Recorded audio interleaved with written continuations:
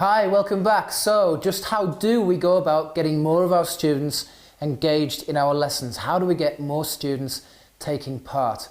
Well, we know that it's got at least something to do with the lesson content and the activities that we're giving our students, because we know that when things are too dull and too easy, the students get bored, and we know that when the work is too difficult and too confusing, the students get frustrated. And both those situations lead to students switching off, messing around, disrupting the lesson, costing us time and stress, and of course the students leaving the lesson having learnt nothing at all. But we also know that it's not just about pitching work at the right level, because like me, you've probably stayed up until the early hours of the morning planning a differentiated lesson, only to find that the next day there are some students who aren't engaged, they're not taking part, and they're still switched off. And it seems that no matter what you do, no matter how inspiring and interesting you think you've made your lesson, there are still some students who won't take part. So what's going on? Well, over the years I've found that there are some students, the ones that are totally uninterested in your lesson, the ones that turn up with their hands in their pockets and they drag their feet along the corridor, oh God, we've got you again, that kind of negative attitude. There are some students like that who seem to have actually made up their minds before the lesson even starts that they don't want to be there. They're totally uninterested and switched off before you've even had a chance to start teaching them. I like to use this analogy here. It's as if these students are weighed down with this bag of negative thoughts, feelings and emotions about the lesson. And those thoughts, feelings and emotions, they could have come from direct experience. It could have been that the student's been to the lesson in the past and just found that the activities were too repetitive or too boring, the work was too difficult, the work was too easy, or perhaps they didn't like the teacher, or perhaps they didn't even like some of the students in the group.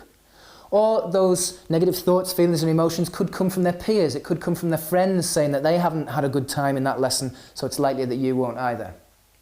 But wherever these thoughts, feelings and emotions have come from, the fact is that some students have made up their minds before the lesson starts that they're not going to have a good time and they're not going to take part and they don't want to be there. And teaching students when they're in this state, as you well know, is an absolute nightmare. It's nigh on impossible. Before we can hope to get these kids interested, we've got to change this negative attitude and this negativity. We want our students turning up for lessons with a smile. We want them eager to take part. We want them keen to learn, actually wanting to be in the lesson. Because when that happens, teaching is a lot easier. It's a lot easier for us, but you also have students leaving the lesson having learnt something, so everyone's a winner. And the thing is that we can get to this situation. I've seen this happen too many times to doubt the effectiveness of this. There are things that you can put on in your lesson that will have your students more engaged and have more students taking part. In order to change all this negativity and have our students leaving the lesson in a positive mood so that they return in a more positive state of mind, ready to learn, there's only one thing we have to do, and that is change what's in this bag. Okay, so what we're going to do in this video is go through quite quickly some of the key features that you could include in your lessons to get more students engaged and more students taking part. What we're trying to do is give your students a more positive lesson experience, getting more positive feelings, thoughts and emotions in the bag so that they leave in a more positive frame of mind, and that means there's more likelihood they're going to come back next lesson in a positive frame of mind. And then we start to break down this negative cycle. Now I'm just going to go through these fairly quickly, and in the next video I'll give you practical examples of each one so that you can put them in your lesson. The first one there is success and achievement, giving our students the chance to succeed and achieve in the lesson. Psychologists believe that deep, long-lasting happiness, as opposed to in-the-moment pleasure, which wears off quite quickly, has to come from challenge and overcoming a challenge. And you get that sense of success and achievement when you work your way through things. So one of the things we've got to do is have a range of strategies for helping our students gain that sense of achievement during the lesson. We want them experiencing that light bulb moment, you know, that magic moment when the light bulb goes on and they realise perhaps for the first time that they do understand, that they can work something out. And we need a range of ways of putting those across. So it's not just about setting work at an appropriate level, it's about delivering work in a way that these students can actually get and understand. And in the next video, I'm going to give you 10 different ways of delivering and reinforcing information so that they get this vital sense of achievement. It's worth bearing in mind that the earlier you can do this in your lesson, the earlier you can give your students that sense of achievement, the more chance there is they're going to buy into the rest of the lesson. So it's important that you do have this range of strategies in place so that you can get your students experiencing that straight away early on in the lesson.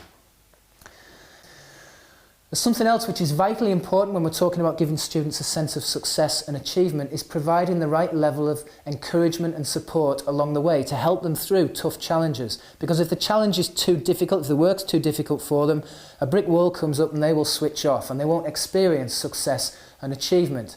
Equally, we don't want to give them too much support because otherwise we deny them that sense of success and achievement because we do the work for them.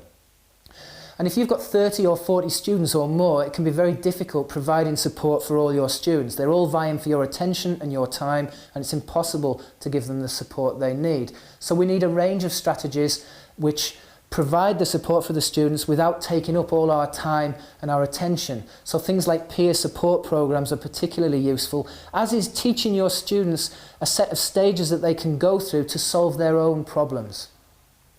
And finally, it's important that we recognise the efforts of our students and praise our students when they've put the effort in to reach those light bulb moments. So we need a range of strategies for celebrating success. Okay, the next thing we need to do, which is very, very important, is make sure that all our students feel part of our learning group, part of our classroom community. Because it's a lot harder for them to sit out or opt out of something where they feel valued, something where they feel included, something where they feel they have worth, where they are wanted and needed. So we do that by integrating cooperative learning activities in our lessons and getting students working together, getting them supporting each other. We have regular team building sessions where students learn more about each other, get to know each other better and learn to support each other and work together.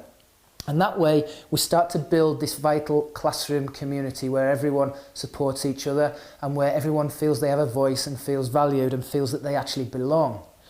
Now, as well as building our classroom community and our peer relationships, it's imperative that we build our teacher-student relationships. So we need strategies in place to build relationships with each individual student. Some students need this more than others. A lot of students get a sense of belonging naturally just by being at school, but some need a lot more help and a lot more support from us as teachers. And finally, we need to look at the range of strategies that we're using in our lessons. Now, it's been said that the bottom 20% of learners in any group tend to be kinesthetic learners, those students that need to be up, moving around and actively doing.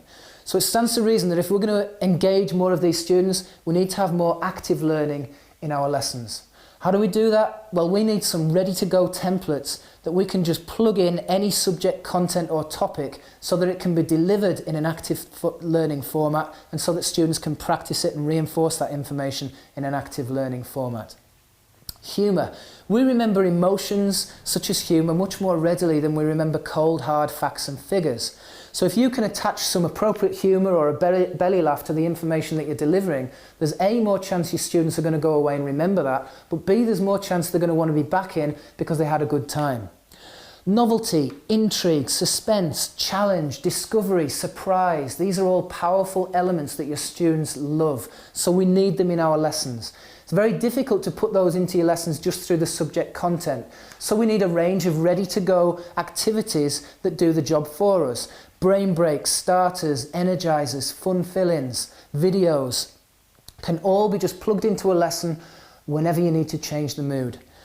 Challenge. We've covered challenge and said that the work has got to be at an appropriate level for our students. But one of the most important things with challenge is to make sure that the work is actually relevant to them. Because if it isn't, if the students don't see a point in the work, they're going to switch off. So again, you need ways of making your work more relevant to your students. And with some creativity, you can actually adapt virtually any subject content and make it more relevant to your students.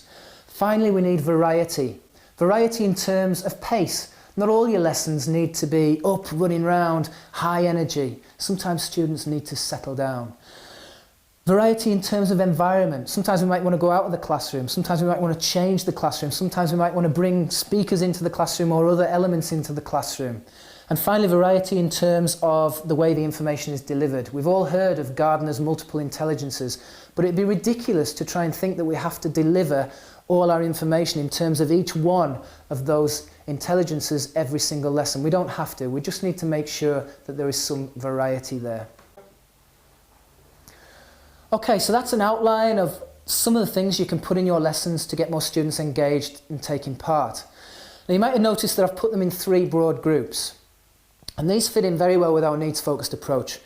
When we talk about success, achievement, recognition and praise, we're talking about giving our students a sense of empowerment. When we talk about community, support, building relationships with our students, teams, we're talking about giving our students a sense of belonging. And when we talk about humour, novelty, challenge, intrigue, surprise, variety, we're talking about fun.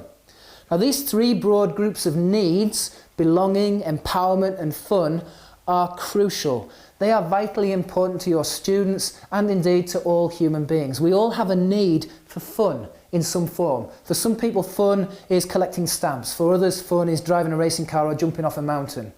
But we all have some need for variety, music, laughter and fun in our lives. We all have a need to belong to something bigger than ourselves. We all have a need for friends. And again, to a greater or lesser extent. Some people have lots of friends, some people just have 1 or 2. But we all need to belong to something and someone. And we all need a sense of empowerment. We all need to feel good about doing things. You don't work in your job just for money. You do it because it feels good. It feels good to be recognised. It feels good to be praised. It feels good to have that success and achievement. The fact is that as human beings, we all need to meet these 3 broad groups of needs. And if we do not make allowance for these needs in our lessons, if we do not provide appropriate means for students to have fun in our lessons, they will make their own fun. These needs are important to them as water is to a plant. So if we don't provide the fun, they will make their own fun. And that's why they go about throwing things around the room and videoing teachers and sticking them on YouTube, winding teachers up, throwing things around, that kind of thing. It's fun. If we don't give them a sense of belonging, they'll get their own sense of belonging by forming little splinter groups and going off with their friends. We've got to make them part of our group. And if we don't give them a sense of empowerment, then they'll find their own way of getting empowerment. It's very empowering to stand up to the teacher, to argue with the teacher or to opt out. So if we don't provide for these things in our lessons, our students are going to find their own ways of getting them met. Now, in the next video, I'm going to give you some practical examples of meeting each one of these needs in your lessons so that you can put them to work straight away. Okay, thank you for listening.